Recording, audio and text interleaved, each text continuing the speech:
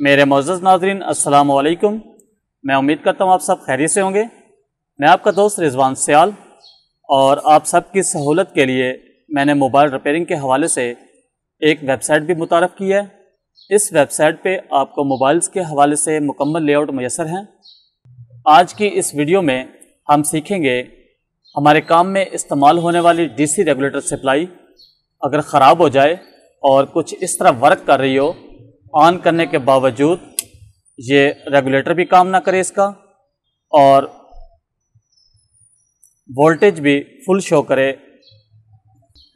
तो ऐसी सप्लाई को हम किस तरह ठीक करेंगे ख़ुद से, ताकि आपको इतना नॉलेज हो कि अपने टूल्स वगैरह को हम खुद ठीक कर सकें। तो जो दोस्त मेरे चैनल पर नए हैं उनसे गुजारिश है मेरे चैनल को सब्सक्राइब कर लें और बेल के नोटिफिकेशन को ऑन कर लें, ताकि मेरी नई आने वाली वीडियो का नोटिफिकेशन आपको मौसूल हो सके। तो बगैर वक्त ज़ाया किए हम अपना काम शुरू करते हैं।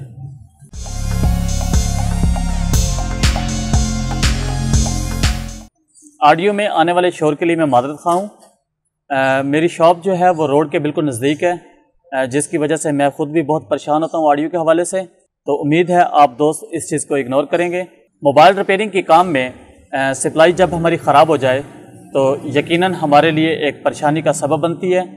हमें इसको रिपेयर करवाने के लिए इलेक्ट्रॉनिक्स की शॉप पर जाना पड़ता है और बाज़ औक़ात हमारे नज़दीक इलेक्ट्रॉनिक्स शॉप भी नहीं होती। अगर ये ख़राब हो जाए तो क्या हम खुद से इसको ठीक कर सकते हैं? तो यकीनन आप खुद से भी इसको ठीक कर सकते हैं, लेकिन आपको थोड़ा बहुत मीटर के इस्तेमाल का और वोल्टेज की पैमाइश का अंदाज़ा होना चाहिए, तो तब ही हम इसको बआसानी रिपेयर कर सकते हैं। ये मेरी ख़ुद की सप्लाई है जो ख़राब हुई है और मैंने सोचा आप दोस्तों के साथ भी शेयर करूं इसको हम किस तरह रिपेयर कर सकते हैं।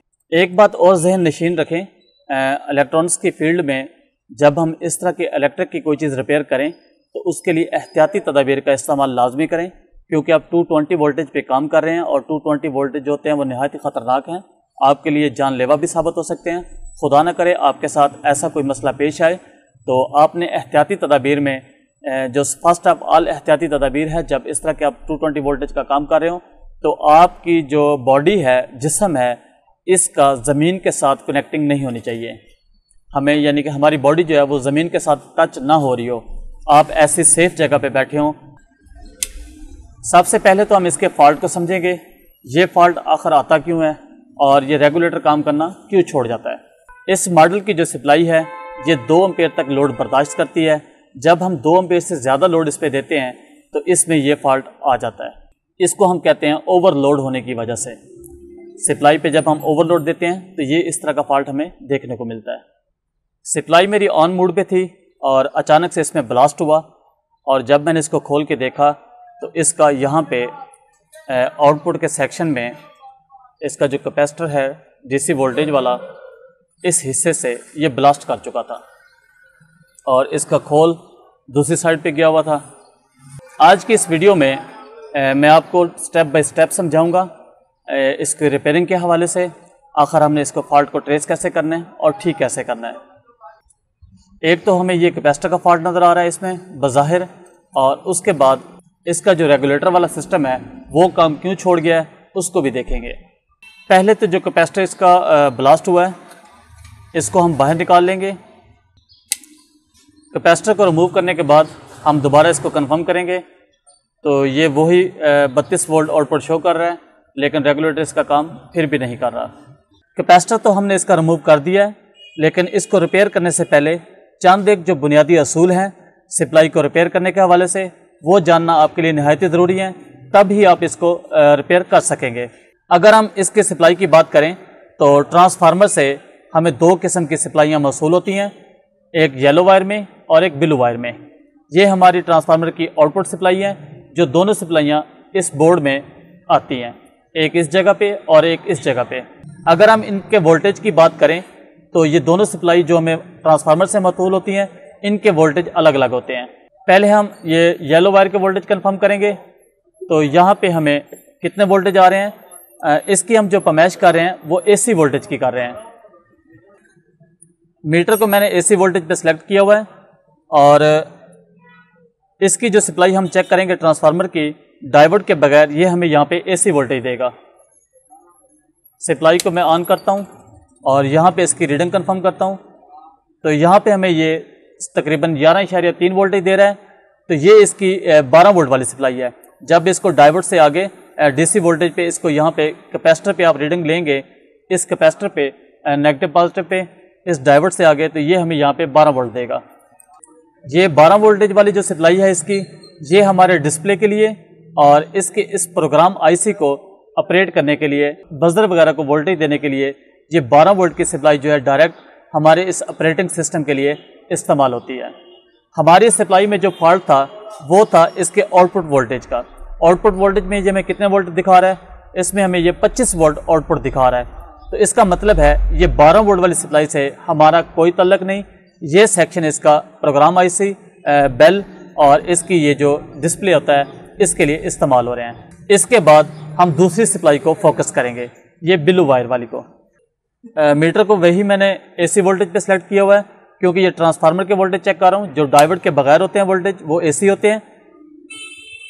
तो इस ग्रिप में हमें जो वोल्टेज इस वक्त शो हो रहे हैं 28.0 वोल्टेज शो कर रहा है। तो यहाँ पे हमें डिस्प्ले पे 32.1 वोल्ट शो कर रहा है। जब ये डीसी वोल्टेज हमारे डायोड से आगे कैपेसिटर पे फिल्टर होंगे तो ये 32 वोल्टेज यहाँ पे शो करेगा। तो ये सेक्शन है जहाँ पे हाई वोल्टेज है, जहाँ पे हमने काम करना है और इसी हिस्से को हम कंफर्म करेंगे और इसके फॉल्ट को तलाश करेंगे। हमारी इस सप्लाई में जो फॉल्ट है वो आउटपुट वोल्टेज का है। तो उसके लिए हम इस सेक्शन में काम करेंगे। 25 वोल्टेज जिस जगह पे हमें मौसूल हो रहे थे ट्रांसफार्मर के एसी, क्योंकि यही वो वोल्टेज हैं जो इसके 0 वोल्टेज से लेके 15 वोल्ट तक रेगुलेट होते हैं। अगर हम 12 वोल्ट की बात करें तो 12 वोल्ट रेगुलेट जब हम करेंगे तो वो अप 12 वोल्ट तक जाएंगे, लेकिन ये 25 वोल्टेज होते हैं जो हम रेगुलेट करते हैं, तो 15 वोल्ट तक हम इनका इस्तेमाल करते हैं।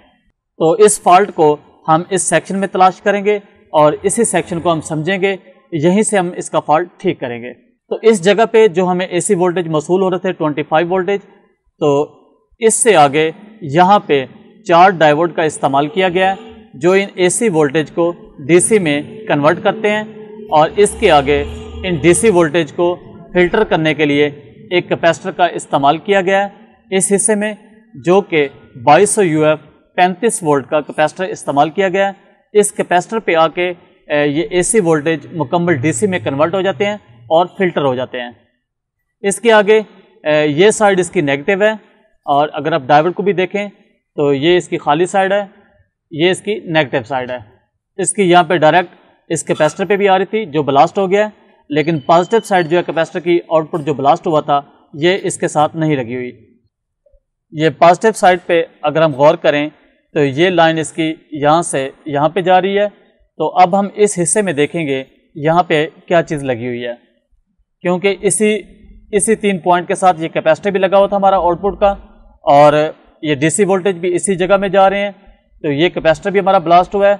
हम इस चीज़ को देखेंगे यहाँ पे क्या लगा हुआ है। तो इस हिस्से में ये 3 वायर का ग्रिप लगा हुआ है और ये वायर कहाँ जा रही हैं, इनको हम पहले देखते हैं ये वायर कहाँ पे इस्तेमाल हो रही हैं। जब हम इन वायर को फोकस करते हैं तो इस ग्रिप पे लगी हुई ये तीनों वायर इस आउटपुट के ट्रांजिस्टर के साथ लगी हुई हैं। ये वो ट्रांजिस्टर है जो हमारी सप्लाई को जब हम रेगुलेट करते हैं तो उसका सारा लोड इसी ट्रांजिस्टर पे होता है और जो वोल्टेज हम इस्तेमाल कर रहे हैं वो बरास्ता इसी ट्रांजिस्टर से आता है। हमारी सप्लाई पे जितना भी लोड होता है 1 एम्पेयर 2 एम्पेयर वो सारा इसी ट्रांजिस्टर के ऊपर होता है। तो इस ग्रिप को हम ओपन कर देंगे। अगर आपके पास ग्रिप नहीं लगा हुआ तो ये वायर आप ओपन कर देंगे ताकि इस ट्रांजिस्टर को हम कंफर्म कर सकें और इसको उतारने के बाद हम इसके वोल्टेज को कंफर्म कर सकें।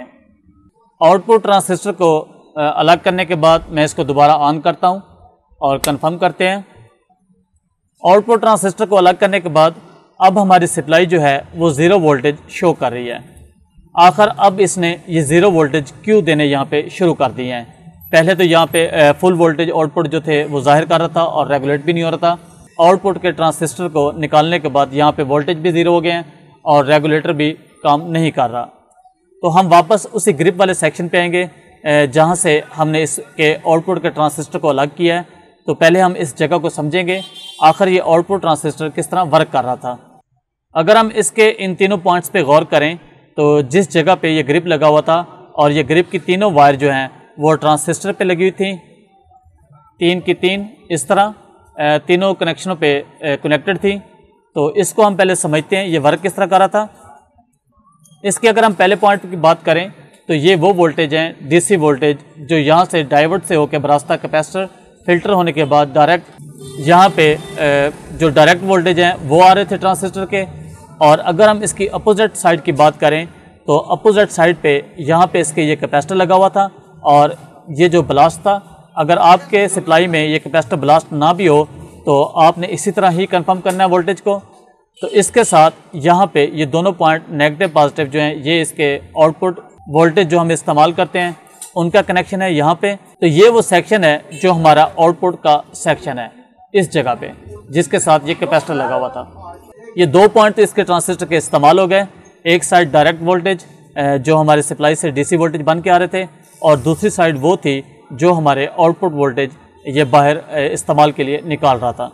अब इसके बाद बचता है एक पॉइंट, ये सेंटर वाला। इस पॉइंट को समझेंगे। पहले मैं इसका कैपेसिटर ये लगा देता हूँ जो ब्लास्ट हो गया था, और इसका जो कैपेसिटर था वो आउटपुट वाला 470 UF 25 वोल्ट था। इसकी जगह पे जो कैपेसिटर मैं इस्तेमाल करने लगा हूँ 330 UF 35 वोल्ट का, ये भी इसकी जगह पे 100% काम करेगा। अगर आपके पास ऐसा कैपेसिटर ना हो तो आप इस तरह का कैपेसिटर भी लगा सकते हैं। बस आपने इसका ये ख्याल रखना है जितने UF ज़्यादा होंगे ये आउटपुट की सप्लाई को उतना ज़्यादा फिल्टर करेगा, और जो वोल्टेज हैं वो मिनिमम 35 वोल्टेज या 25 वोल्टेज का कैपेसिटर आप इस्तेमाल करेंगे। इसकी जगह पे आपने 16 वोल्टेज का कैपेसिटर इस्तेमाल नहीं करना।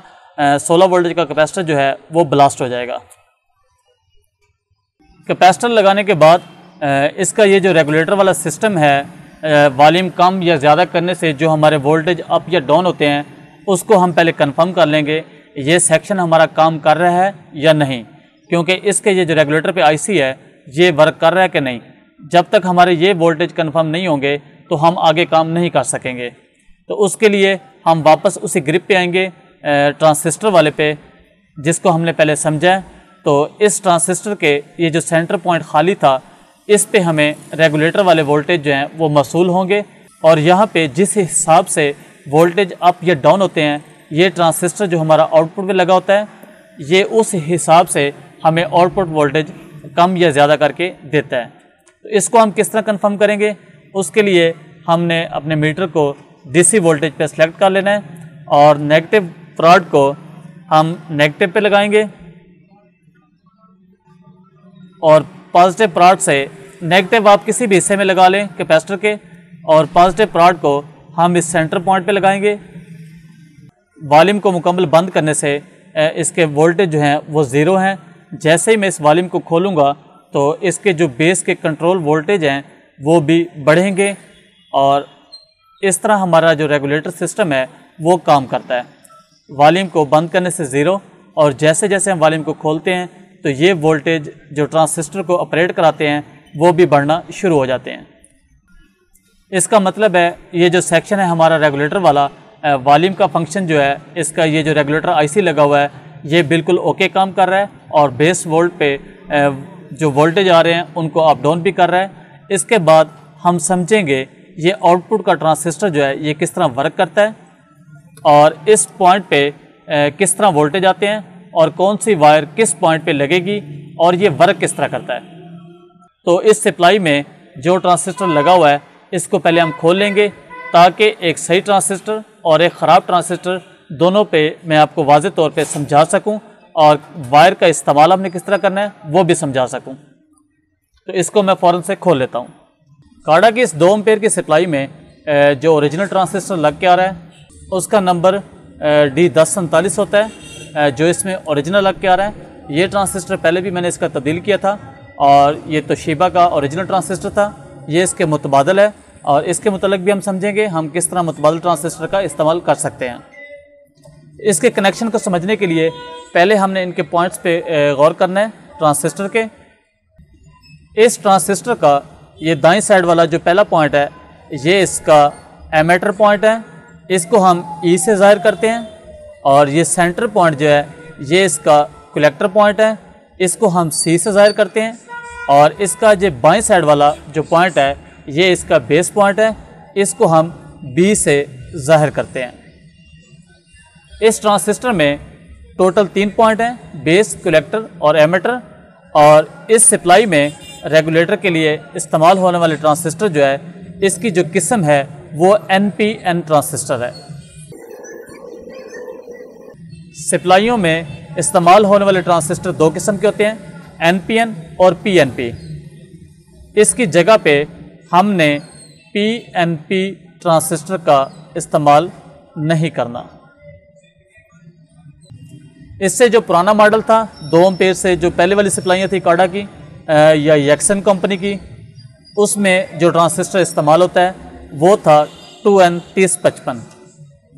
2N3055 देखने में कुछ इस तरह का था। यहाँ पे 2 पेचों की फिटिंग और इस जगह पे इसकी 2 लेग्स बनी हुई थी। अगर आपके पास ऐसी सप्लाई है जिसमें ये 2N3055 इस्तेमाल हो रहा है तो उसकी जगह पे आप इस ट्रांजिस्टर का इस्तेमाल भी कर सकते हैं। इस ट्रांजिस्टर के जो पॉइंट हैं वो भी आपको पता होना चाहिए ताकि उस हिसाब से आप इस ट्रांजिस्टर का इस्तेमाल कर सकें। इस ट्रांजिस्टर की जो बॉडी होती थी मेटल वाली, ये कलेक्टर था इसका, इसको हम सी से ज़ाहिर करेंगे, और इसके बाएं साइड पे ये पॉइंट इसका जो लेग थी ये इसकी बेस है, और ये लेग जो थी इसकी ये इसकी एमीटर थी। तो इसके भी सेम उसी तरह 3 कनेक्शन है जिस तरह इस ट्रांजिस्टर के हैं। अब हम इन तीनों पॉइंट्स पे आने वाली सप्लाई के जो कनेक्शन हैं वोल्टेज के, उनके मुतल्लिक समझेंगे। इन दोनों ट्रांजिस्टरों में कोई भी ट्रांजिस्टर हो, जो सप्लाई हमारी डायरेक्ट कैपेसिटर से आ रही थी 22 वोल्ट, 25 वोल्ट, 30 वोल्ट, वो डायरेक्ट इसके कलेक्टर पे आएगी। यहाँ पे इस जगह पे हम इन वोल्टेज लिखेंगे। इसी तरह इस ट्रांजिस्टर की 3055 की जो बॉडी है मेटल वाली, इसके साथ जो वायर लगेगी वो इन वोल्टेज की होगी। अगर हम अपने सप्लाई के बोर्ड पे गौर करें तो मैं पहले भी बता चुका हूँ इस सेक्शन में, तो इस कैपेसिटर पे ये जो डीसी वोल्टेज यहाँ पे बन रहे थे डायरेक्ट, वो इसके इस पॉइंट पे आ रहे थे। तो ये पॉइंट इसका ट्रांजिस्टर का कलेक्टर पॉइंट कहलाएगा। ये कनेक्शन हमने कलेक्टर पॉइंट पे देना है, यानी कि ये हमारे ट्रांजिस्टर पे इन वोल्टेज हैं जो कि हमने यहाँ पे वाज़े किया है इस जगह में, इस सेंटर पॉइंट पे। और जो इसका एमीटर पॉइंट है ये पॉइंट इसका आउट वोल्टेज है, यानी कि जो वोल्टेज हम कलेक्टर पॉइंट पे देंगे वही वोल्टेज इसके एमीटर पॉइंट से आउट होंगे। तो इस कनेक्शन को हम आउट वोल्टेज कहेंगे। इसी तरह इस 3055 पे भी ये एमीटर पॉइंट पे इसके आउट वोल्टेज होंगे। अब इस ट्रांजिस्टर का एक पॉइंट बच गया है जो कि बेस कहलाता है, और बेस पॉइंट पे हमने जो कनेक्शन देना वायर का वो हमने इस सप्लाई के बोर्ड से जो हमने कंफर्म किया था रेगुलेटर वाले सेक्शन का, ये centre point volume come down करने से जो वोल्टेज जहाँ पे कम ज़्यादा हो रहे थे, इसको हम इस कनेक्शन को हम इस ट्रांजिस्टर के बेस कनेक्शन के साथ जोड़ेंगे, और इस पॉइंट को हम कंट्रोल वोल्टेज कहेंगे। और इसी तरह इस 3055 के इस पॉइंट पे भी बेस पे जो वोल्टेज हैं ये हम कंट्रोलर वाले वोल्ट जो हैं वो देंगे। और ये ट्रांजिस्टर इस तरह वर्क करता है, बेस, कलेक्टर, एमीटर, जो वोल्टेज हमने कलेक्टर पे देने हैं वही वोल्टेज इसके आउटपुट पे निकलेंगे, लेकिन ये वोल्ट उस वक्त इसके आउटपुट पे निकलेंगे जब हम बेस वाले पॉइंट पे इसको वोल्टेज को देंगे और इसका जो गेट है वो ऑन होगा, और ऑन होने के बाद ये वही वोल्टेज इसके एमीटर से आउट करेगा। यहाँ पे अगर हम बेस पॉइंट पे इसके 0 वोल्टेज कर दें तो इसके एमीटर पॉइंट पे भी कोई वोल्ट हमें आउटपुट मौसूल नहीं होगा। जैसे हम बेस पॉइंट पे इसको वोल्ट देंगे, ये ट्रांजिस्टर आउटपुट पे एमीटर पॉइंट पे उतने वोल्टेज को आउट करेगा। तो ये तरीकाकार है इसके कनेक्शन का। अगर आपसे वायर टूट जाती है और समझ नहीं आती तो हम इस तरह से इसका इस्तेमाल करेंगे। अब हम इस ट्रांजिस्टर को जो चेक करने का अमल है उसको समझेंगे। इस ट्रांजिस्टर को हम किस तरह कंफर्म करेंगे ये ठीक है या ख़राब है। उसके लिए डिजिटल मीटर को मैंने बजर पे सेलेक्ट किया है, कंटिन्यूटी पे। इसका जो रेड प्राग है इसको मैं बेस पे लगाऊंगा ट्रांजिस्टर की, और कलेक्टर पे इसका मैं ब्लैक प्राग रखूँगा। तो ये इस तरह रीडिंग शो करेगा 300, 305, और ये ब्लैक प्राग को उठा के जब मैं इसके एमीटर पॉइंट पे लगाऊंगा तो यहाँ भी ये 300, 307, 308 इस तरह रीडिंग देगा, क्योंकि ये ट्रांजिस्टर जो है ये डायोड का मजमूआ है और इसका जो चेकिंग का फार्मूला है वो डायोड की तरह ही होता है। और ये तरीकाकार एनपीएन ट्रांजिस्टर को चेक करने का है। अगर हम इसकी जगह पे पीएनपी ट्रांजिस्टर को चेक करेंगे तो उसमें जो हमारे प्राग हैं ये उल्ट हो जाएंगे इस तरह, और चेक करने का जो अमल है वो सेम इसी तरह होगा। अगर आप 3055 को चेक करें तो वो भी इसी तरह काम करेगा। अब हम इस ट्रांजिस्टर को इसके प्राग उल्टा के चेक करेंगे इस तरह, जिस तरह हम डायोड चेक करते हैं। बेस पे मैंने ब्लैक प्राग लगा दिया है और कलेक्टर पे यहाँ पे कोई भी रीडिंग नहीं आनी चाहिए और एमीटर पे भी कोई भी रीडिंग नहीं आनी चाहिए, और इसके कलेक्टर और एमीटर पे भी कोई रीडिंग शो नहीं होनी चाहिए। इस तरह से सिर्फ एक पॉइंट बेस पॉइंट से इसकी रीडिंग आनी चाहिए, वो भी अगर जब हम बेस पॉइंट पे रेड प्राग का इस्तेमाल करेंगे, कलेक्टर पे रीडिंग हो और एमीटर पे भी रीडिंग इसकी हो। उस सूरत में ये ट्रांजिस्टर हमारा ओके है, क्योंकि ये शॉर्ट नहीं है और डायोड जैसे उल्टा काम करता है ये उस तरह काम नहीं कर रहा। इसकी जगह पे अब हम एक ख़राब ट्रांजिस्टर का देखेंगे और चेक करेंगे। ये ट्रांजिस्टर जो मैंने सप्लाई से निकाला है, अब इसको चेक करते हैं। ये भी एनपीएन ट्रांजिस्टर था और इसके बेस पे मैं वैसे ही रेड प्राग का इस्तेमाल करूँगा, और कलेक्टर पे जब मैं इसकी रीडिंग कंफर्म करूँगा ये 300, 301 दे रहा है, और एमीटर पे भी इसी तरह 300, 301 रीडिंग दे रहा है। यानी कि इस साइड से इसका डायोड जो है वो काम कर रहा है, जबकि इसका डायोड जो है वो उलट काम नहीं करना चाहिए।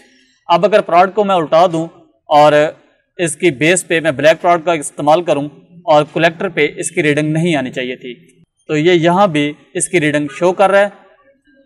और एमीटर का पॉइंट जो है ये भी इसका ग्राउंड है, इसके साथ जुड़ा हुआ है। इसका डायोड सेक्शन जो है वो ख़राब है, जिसकी वजह से ये उलट प्राग लगाने पे भी रीडिंग जो है वो दे रहा है। इसी तरह अगर हम कलेक्टर और एमीटर को कंफर्म करें तो यहाँ पे हमें ये बजर भी दे रहा है और सप्लाई भी ज़ीरो कर रहा है। तो इसका ये जो एमीटर और कलेक्टर का पॉइंट है इसका डायोड भी ख़राब हो चुका है और ये ट्रांजिस्टर जो है ये मुकम्मल शॉर्ट है। इसी तरह कलेक्टर और एमीटर के पॉइंट को इस तरह बजर नहीं देनी चाहिए, इस तरह शॉर्ट नहीं होना चाहिए। तो ये ट्रांजिस्टर जो है ये हमारा ख़राब है। तो इसकी जगह पे अब हम सही ट्रांजिस्टर का इस्तेमाल करेंगे, और सप्लाई में इस्तेमाल होने वाले ट्रांजिस्टर जो हैं एनपीएन, उनका कनेक्शन, उनका तरीक़ाकार, चेक करने का तरीक़ाकार यही है। और इसी अमल से हम इसको कंफर्म करते हैं, ट्रांजिस्टर को चेक करते हैं।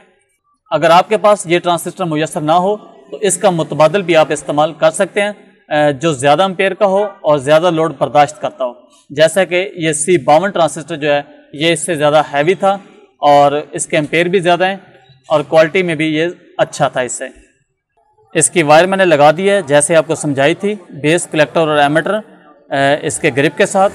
और इसको लगाने से पहले एक चीज़ आपने जहन नशीन रखनी है, इसकी ये जो बॉडी होती है पीछे वाली कॉपर वाली, इसको हमने सप्लाई के बॉडी के साथ कनेक्ट नहीं करना, क्योंकि इसके बॉडी में यहाँ पे ये पॉइंट इसके साथ होता है कलेक्टर के साथ, यहाँ पे इसके डीसी वोल्टेज होते हैं और जो सप्लाई की बॉडी होती है वो अर्थ होती है, और इस वजह से हमने नेगेटिव और पॉजिटिव का एक्सीडेंट नहीं करवाना। और आपने देखा होगा इस ट्रांजिस्टर के पीछे ये पेपर दिया होता है, इसको हम अब्रक भी कहते हैं, और इस पेपर का आपने इस्तेमाल लाजमी करना है। ट्रांजिस्टर को मैंने वापस इसकी बॉडी के साथ फिट कर दिया है और इस पेपर का इस्तेमाल भी किया है। आपकी सप्लाई में ये सिल्वर की प्लेट नहीं होगी, ये मैंने एक्स्ट्रा इसमें इस्तेमाल की हुई है ताकि ये इसकी हीट को ज़्यादा से ज़्यादा जज़ब कर सके और इसको ठंडा रखने में इसकी मदद करे। ये मैंने खुद से एक्स्ट्रा लगाई है इसमें प्लेट, आपके पास ये प्लेट सप्लाई में मुयस्सर नहीं होगी। और इसके ग्रिप को मैं वापस लगा देता हूँ इसकी सप्लाई में। इसकी फिटिंग करने से पहले मैं इसको एक दफ़ा टेस्ट कर लेता हूँ ताकि मुझे बाद में कोई परेशानी पेश ना आए। सप्लाई को मैंने ऑन किया है और इसका रेगुलेटर चेक करता हूँ अब। तो ये इस वक्त 0 है। जैसे मैं इसके रेगुलेटर को बढ़ाता हूँ तो सप्लाई मेरी 100% ओके हो चुकी है, आप देख सकते हैं। और ये इस वक्त 5 वोल्ट पे मैंने सेलेक्ट की हुई है, तो ये फुल वॉल्यूम खोलने पे 5 वोल्टेज ओके दे रही है। अब मैं इसको फिट करता हूँ और फिटिंग करने के बाद इसके ऊपर आपको लोड डाल के कंफर्म कराता हूँ। सप्लाई के बोर्ड को मैंने फिट कर दिया है और अब मैं इसके ऊपर लोड डाल के देखता हूँ। लोड डालने से क्या इसके वोल्टेज अप डाउन तो नहीं होते। लोड डालने के लिए मैं एक चॉपर का इस्तेमाल करूँगा जो मैंने स्पेशली लोड डालने के लिए रखा हुआ है। 5 वोल्ट पे मैं इस पर लोड डालूँगा और देखूँगा इसके एम्पेयर कम ज़्यादा तो नहीं होते लोड की वजह से। इसके वोल्टेज अप डाउन होंगे तो इसका मतलब है हमारी जो रेजिस्टेंस थी जो मैंने बताई थी लोड वाली, वो भी तब्दील करनी पड़ेगी। तो 5 वोल्ट पे आप देख सकते हैं 1.5 एम्पेयर का लोड इस वक्त मैंने डाला हुआ है और इसकी जो वोल्टेज हैं वो अपनी जगह पे स्टिल हैं, वो बिल्कुल भी लो नहीं हुए। तो ये तरीकाकार है सप्लाई को ठीक करने का। उम्मीद है दोस्तों आज की वीडियो आपको काफ़ी दिलचस्प लगी होगी। अगर आपको मेरी वीडियो ये अच्छी लगी हो दूसरों तक भी शेयर करें ताकि उनकी भी हेल्प हो सके और उनको भी काम की समझ आ सके। तो आज की वीडियो को मैं यहीं इख्तिताम पज़ीर करता हूँ। रिजवान सयाल आपसे इजाज़त चाहता है। मिलते हैं नेक्स्ट वीडियो में। नेक्स्ट वीडियो तक के लिए अल्लाह हाफिज़।